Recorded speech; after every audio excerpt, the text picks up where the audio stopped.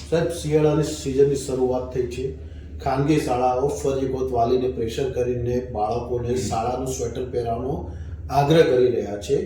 શિક્ષણ વિભાગ કઈ રીતે જોઈ રહ્યું છે? ગયા વખતે જ્યારે આ વાત અમારી પાસે આવેલી ત્યારે અમે ચોક્કસ પ્રકારે એક જિલ્લા શિક્ષણ અધિકારીને સૂચના આપવામાં આવી હતી અને દરેક શાળાને પણ સૂચના આપવામાં આવી હતી કે કોઈ શાળા પોતે ઠંડીનું રક્ષણ ન કરી શકે એવું આછું સ્વેટર ન પહેરાવી શકે, કારણ કે એક બાળકનું ઠંડીથી મૃત્યુ થયું હતું, એ બીમાર હતું. તો બાળક એ શાળા માટેનું શો પીસ નથી, એ દરેક વાલીનો હૃદયનો ટુકડો હોય છે.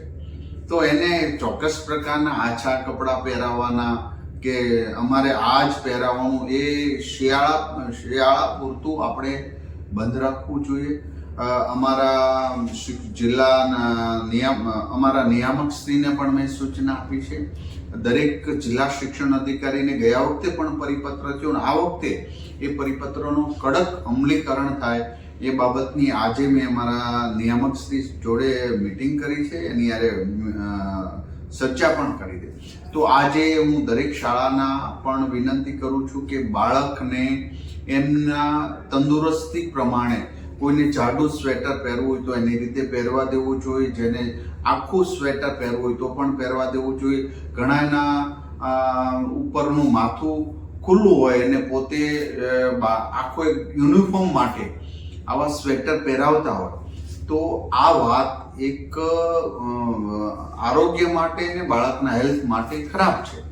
તો આવું ક્યાંય પણ થાય, ફરજિયાત આછું સ્વેટર પહેરાવવાનો કોઈ શાળા આગ્રહ રાખે અથવા તો કંઈક પ્રશ્ન આવે તો ચોક્કસ પ્રકારે અમારા જિલ્લા શિક્ષણ અધિકારીને આપ કમ્પ્લેન કરી શકો તો અથવા તો અમારી પાસે. અને શાળાને પણ હું વિનંતી કરું છું કે શિયાળા પૂરતું આ બાબતનું એક યુનિફોર્મ જોઈએ અને અમારી શાળા સુંદર લાગવી જોઈએ. આ તે સુંદરતા તો એ છે કે બાળક તંદુરસ્ત કેટલું છે અને દરેક વાલીઓના ને પણ એવું થતું હોય છે કે મારા બાળકને થોડુંક વ્યવસ્થિત જાડું સ્વેટર પહેરાવવું, પરંતુ અમુક જડ નિયમો એવા હોય છે કે એકદમ આછું સ્વેટર પહેરાવી અને આખું માથું ખુલ્લું રહે એ ટાઈપનું.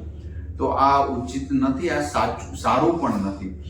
ગયા વખતે ગંભીર ભૂલના કારણે એક બાળકનું ઠંડીના હિસાબે, કારણ કે એને તાવ આવતો તો શરદી થઈ હતી અને આછું સ્વેટર પહેરાવવાનો શાળાઓએ આગ્રહ રાખ્યો હતો. તો આવી કરુણ ઘટના ક્યાંય પણ ન ઘટે એ દરેક લોકોએ નોંધ લેવી જોઈએ અને આવું કંઈક બનાવ બને તો ચોક્કસ પ્રકારે અમારા જિલ્લા શિક્ષણ અધિકારીને રજૂઆત કરી શકશો, યોગ્ય પ્લેટફોર્મની અંદર રજૂઆત કરશો, કારણ કે શાળા એ પણ આપણો એક હિસ્સો છે.